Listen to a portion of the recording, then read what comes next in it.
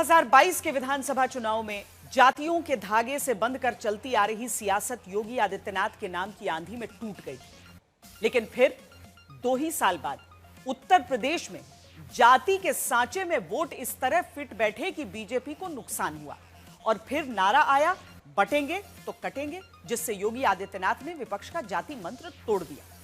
लेकिन अब फिर नया चक्रव्यूह है, जहां खबरदार करता सवाल है कि उत्तर प्रदेश के मुख्यमंत्री की कोशिश को क्या भीतर से ही कुछ लोग कामयाब होने से रोक रहे हैं? पिछली सरकारों को जातीय संघर्ष कराने से उन लोगों को फुर्सत ही नहीं थी।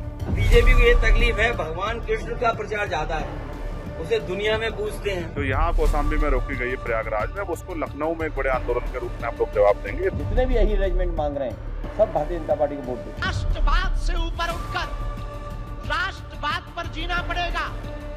अंतर यही होता है, जाति के नाम पर बांटने वाले लोगों ने माफियाओं के सामने सत्ता को गिरवी रख दिया था।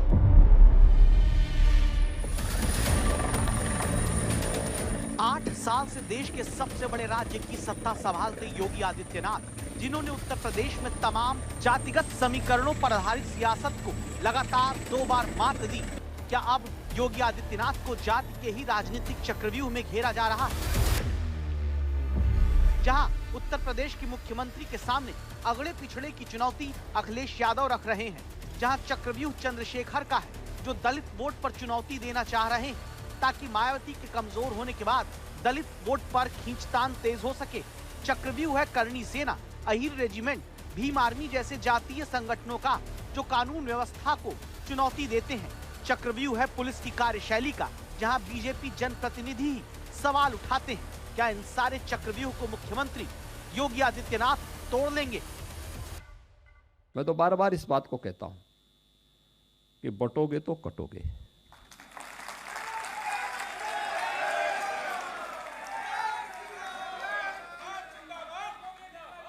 एक रहोगे तो नेक रहोगे। मुख्यमंत्री ने अपना ये नारा फिर याद कराया जब इटावा के यादव कथावाचक से जुड़े चोटीकांड पर अखिलेश ने कथावाचकों की जाति को लेकर बीजेपी को घेरना शुरू किया। तो अभी तक क्या सो रहे थे मुख्यमंत्री जी? जब जगना था तब जगे नहीं, सब मर गए, वहां जेल चले गए लोग, अपमानित हो गए। बताओ 16 साल की उसकी चुटिया कट गई। 16 साल कितना समय लगता है? 16 साल की चुटिया कट गई, इतना दुखी था बेचारा वो। अब बताओ किसी की चुटिया काट दो तो कैसा महसूस होगा आपको? बाल काट दो, वो तो बात हम कह नहीं रहे हैं कि कैसे पवित्र किया गया। मुख्यमंत्री योगी आदित्यनाथ समझते हैं कि ये मुद्दा अखिलेश यादव जमकर उठाने वाले हैं, इसीलिए बिना किसी देरी के तुरंत इटावा में चोटी कांड के आरोपियों को जेल भेजा गया। उत्तर प्रदेश में कभी भी सरकार ने कोई कार्य, कोई व्यवस्था कभी जात के आधार पर नहीं, बल्कि अपराधी के अपराध के आधार पर करने का काम किया है। संभव है कि आप कहें ये खबर हम आपको क्यों बता रहे हैं, ये तो शायद आप जानते ही हैं। लेकिन आपको ये नहीं पता कि योगी सरकार को जाति के चक्रव्यूह में घेरने के लिए किस तरह 2024 से कोशिश जारी है। ये जातियों का ही दांव था, जिससे पश्चिमी उत्तर प्रदेश में बीजेपी 2024 में 19 के मुकाबले घटकर 14 पर आ गई। समाजवादी पार्टी 4 सीट से बढ़कर 11 पे पहुंच गई। बीएसपी का खाता ही नहीं खुला। कांग्रेस भी 1 सीट जीत गई। 2 पार्टी बीजेपी की सहयोगी आरएलडी पाई और 1 सीट चंद्रशेखर की पार्टी आजाद समाज पार्टी को मिली। जाति में वोटर के बढ़ते ही अखिलेश यादव की ताकत उत्तर प्रदेश में बढ़ी। अब अखिलेश इसी ताकत को 2026 के पंचायत चुनाव और फिर 27 के विधानसभा चुनाव तक बांध कर रखना चाहते हैं। इसीलिए वो हिंदू राष्ट्र का अभियान चलाने वाले बाबा बागेश्वर पर निशाना साधते हैं। कई कथावाचक हैं जो 50 लाख रुपए लेते हैं। कोई किसी की हैसियत है कि धीरेन्द्र शास्त्री को बुला ले अपने घर कथा के लिए? कोई अंडर टेबल लेगा वो बाबा पैसे? आप पता करवा लीजिए, अंडर टेबल नहीं लेते हैं वो धीरेन्द्र शास्त्री क्या? अखिलेश यादव ने 50 लाख वाले कथावाचक का वार किया तो जवाब बाबा बागेश्वर ने आज तक से बातचीत में दिया। हमारे ऊपर टिप्पणी करने में, हमारे ऊपर वार्ता करने में अगर किसी की पेट की रोटी पच रही हो तो भगवान करे उनकी रोटी पचती रहे, और हम तो अपना कार्य करते ही चलेंगे। सनातन के लिए जिएंगे, सनातन पे मरेंगे, हिंदुओं के लिए जिएंगे, अंतिम श्वास तक हिंदुओं के लिए मरेंगे। आप विदेश में थे उस समय, भारत में एक बड़ी घटना हुई इटावा की, एक कथावाचक के साथ घटना हुई, उनकी चोटी काट दी गई, इसके साथ ही अशब्द भाषा का इस्तेमाल किया गया। किस तरीके से आप उसको घोर निंदनीय थी, हमने अपने प्रतिक्रिया वीडियो के माध्यम से दी भी। घोर निंदनीय घटना थी, इसमें कोई संदेह नहीं। हमारे काम को और बढ़ा दिया, जो हम जातिवाद मिटाने की और भारत को हिंदू राष्ट्र बनाने की बात कर रहे हैं, वो उल्टा भारत को जो है जातिवाद राष्ट्र बनाने की तैयारी घटना ने की है। तो हुई तो बहुत बुरी है, लेकिन एक बात हम कहना चाह रहे हैं कि उससे ज्यादा बुरा ये हुआ जो उस पर राजनीति हो रही, राजनीतिक रोटियां सेकी जा रही हैं, टिप्पणियां की जा रही हैं और तरह तरह की बयानबाजियां की जा रही हैं। देखो, देश को, भारत को भारत रहने। बाबा बागेश्वर हिंदू राष्ट्र की बात पहले भी करते रहे, लेकिन इस बार उत्तर प्रदेश से उन पर निशाना साधे जाने की वजह खास है। असल में बाबा बागेश्वर पहले ही कह चुके हैं कि नवंबर में वो 131 किलोमीटर लंबी पदयात्रा करेंगे, जो दिल्ली से होते हुए हरियाणा और फिर उत्तर प्रदेश के 400 गांव से गुजरेगी। दिल्ली से वृंदावन तक असल में बाबा बागेश्वर अपनी दूसरी पदयात्रा करने वाले हैं, यानी उस पश्चिमी यूपी के हिस्से से जहां 2024 लोकसभा चुनाव में समाजवादी पार्टी ने अच्छी सफलता हासिल की। तो क्या अखिलेश यादव को लगता है कि बाबा बागेश्वर की पदयात्रा उनकी वोट यात्रा को नुकसान पहुंचा सकती है? ये वही लोग हैं, आज भी ये लोग घूमते हैं, क्योंकि पहले तो नौकरी के नाम पे वसूली करते थे।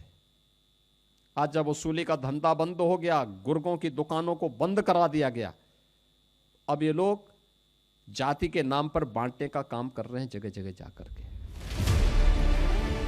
मुख्यमंत्री योगी आदित्यनाथ ने तो इटावा चोटी कांड पर आए सियासी सवालों के चक्रव्यूह को आरोपियों की तुरंत गिरफ्तारी के साथ पहले ही भेद लिया, लेकिन अब कुछ हिंदुवादी संगठन, हिंदुवादी नेता और बीजेपी के पूर्व सांसद सरकार के लिए चुनौती पेश कर रहे हैं, जिनमें पहला नाम है ब्रजभूषण शरण सिंह का, बीजेपी के जो पूर्व सांसद हैं, और ये अखिलेश यादव को अति धार्मिक होने का सर्टिफिकेट तक देने लगते हैं।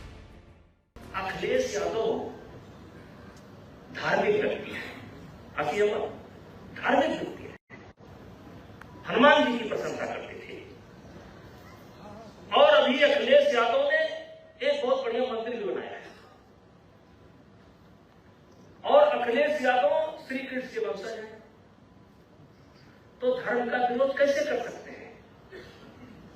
वो थोड़ा बहुत जो करते हैं मजबूरी में करते हैं, समझिए इस बात को, वो मजबूरी में करते हैं, वो धर्म के विरोधी नहीं है, अब मजबूरी उनसे करवा रही है। ब्रजभूषण शरण सिंह यूं तो खुद भी पहले समाजवादी पार्टी में रहे, लेकिन अभी बीजेपी में है।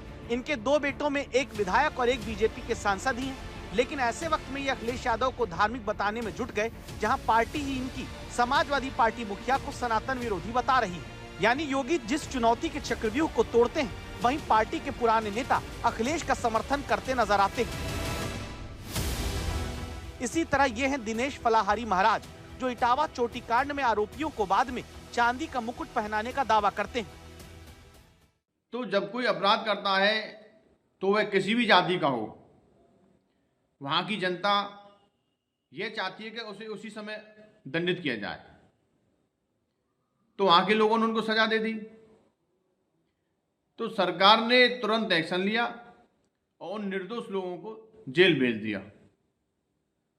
हम श्री कृष्ण जन्मभूमि संघर्ष न्यास की तरफ से जब भी वो निर्दोष ब्राह्मण छूट कर आएंगे तो हम उनका चांदी का मुकुट पहनाकर स्वागत करेंगे। ऐसे बयानों से पश्चिमी उत्तर प्रदेश में फिर जातिगत भेदभाव और तनाव बढ़ेगा, मौका दूसरे पक्ष को भी मिलेगा, जिससे मुख्यमंत्री का एक रहेंगे तो नेक रहेंगे का नारा कमजोर होता है।